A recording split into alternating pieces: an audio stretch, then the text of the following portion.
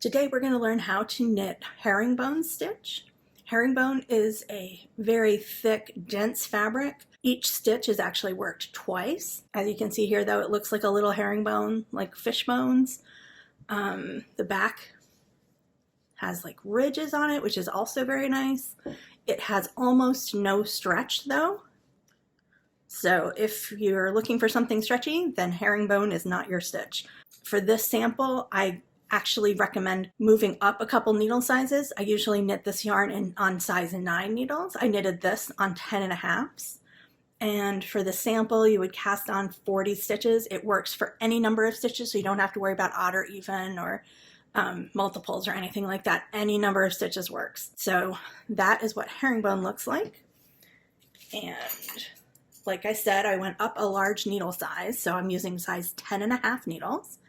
There's only 2 rows for herringbone. There's the right side and the wrong side. For the right side, you are going to knit 2 together through the back loop. But when you pull your loop through, you're only going to drop the first stitch. You're going to just slide that stitch on off your needle and leave the other one that you worked on the needle. Then you're going to knit 2 together again through the back loop, pull it through, drop the first stitch, and that's all there is to it. It is just working your way slowly across the row, only dropping the first stitch from each knit 2 together through the back loop. As I said, it's a pretty dense fabric, and this is even with needles that are up 2 sizes. You knit through the back loop,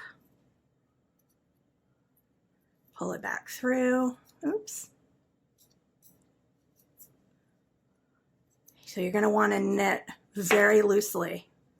Knit the first one off, knit through the back loop, drop the first one.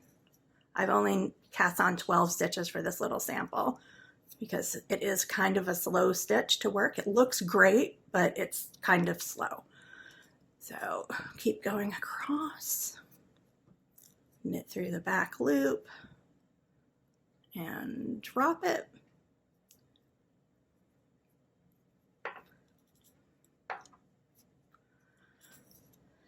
Knit 2 together through the back loop, drop the first stitch, not the second one.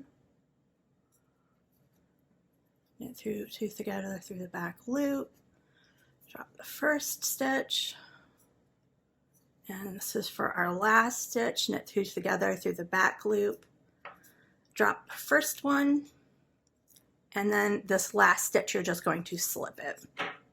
So you can kind of see the herringbone.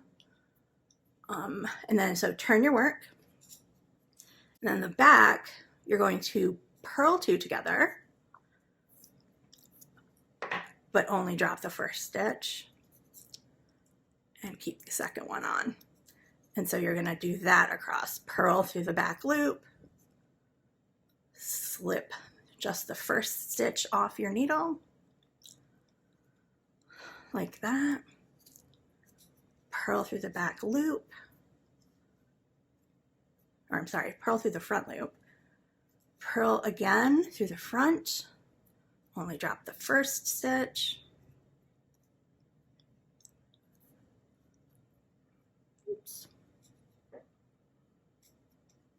Purl through the front, slip that first stitch off and keep the second one on. You can see what I mean about it being a little slow because each stitch is worked twice.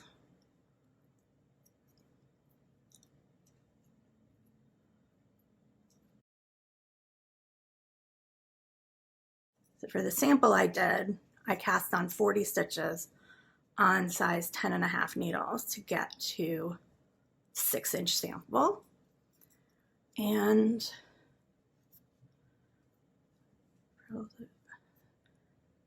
when I went back to cast off, I actually went back to my regular needle size of size 9s. So there we go. Just so that it would create a prettier edge. If you bind off on size 10.5, it'll be a little bit almost like a feathered effect. So we get to the last couple of stitches here, and then the last one, oops,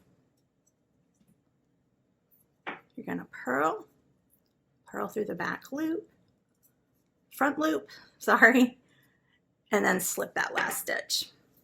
And you can see the ridges on the back starting to form, and you can see the herringbone on the front. And that's all there is to it, herringbone stitch.